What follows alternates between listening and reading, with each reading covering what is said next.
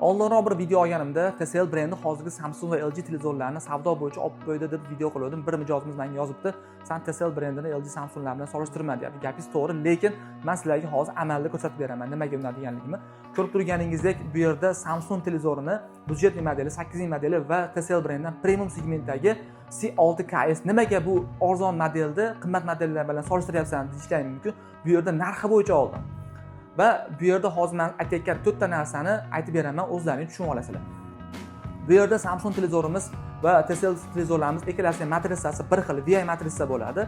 Haqiqatda ko'rsatishlari zo'r, lekin bu yerda podsvetka, LED podsvetkalarda katta farq bor. Samsung televizorimiz oddiy LED podsvetkalarini ishlatgan va TCL brendi bo'lsa QD mini LED podsvetkalarni qo'ygan va ko'rib turibsizlar, yorqinlik, hattoki nit darajasida 1100 nit bersa TCL brendi, Samsung bo'lsa 300-350 lit beradi. Va bu yerda ranglar jilosini ham ko'rishlaringiz mumkin, juda katta farq qiladi. Ikkinchisi bo'lsa gersovkalarda. Samsung televizorimiz gersovkasi 60 gersovka bo'lsa, TCL televizorimizning gersovkasi bo'lsa 120 gersovka bo'lib, action kino va PlayStation o'yinlarda nihoyatda katta farq bilan oldinga o'tib ketadi.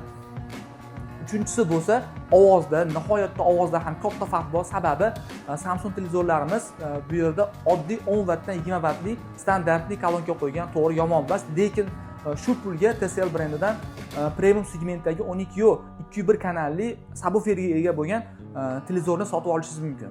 Va oxirgisi, to'rtinchisi bo'lsa, bu yerda operatsion sistemalarda Samsung televizorlarimiz o'zini Tizen operatsion sistemalarini qo'ygan, to'g'ri, eng xavfsiz sistemalardan biri, lekin bunga xohlagan narsangizni o'rnata olmaysiz. Lekin TCL brendi bo'lsa, Google platformasini ishlatgan, ushbu platforma orqali xohlagan ilovalaringizni o'rnatib ishlatishingiz mumkin. Va asosiysi narxiga keldik. Samsung televizorimizni shu aytgan funksiyalarimizga ega bo'lgan modeli 65 taliga hozirgi kunda 730-740 dollar sotilyapti, lekin TCL brendini QD mini LED, gersovkalari ham 120 gersovka, ovozlari ham 201 kanalli subwooferi bor televizorimiz bo'lsa, narxi bor yo'g'i 670 dollarga tushirib berganmiz. O'zdan ko'rdilaring farqlarni, tanlovchilarda, fikrlaring bo'lsa izohlarda qoldiringlar va albatta Samsung televizorlarini OLED, mini LED kabi premium segmentdagi televizorlari ham bor. Bundan ham kuchli TCLdan, lekin narxlari o'ta baland, 1800-2000 dollar yonida turadi. Ya'ni 3 barobar qimmat turadi. Va video obzorimiz yoqqan bo'lsa, like va obuna bo'lishni bilan boshlaymiz. Yaqinlariga jo'natib qo'ying.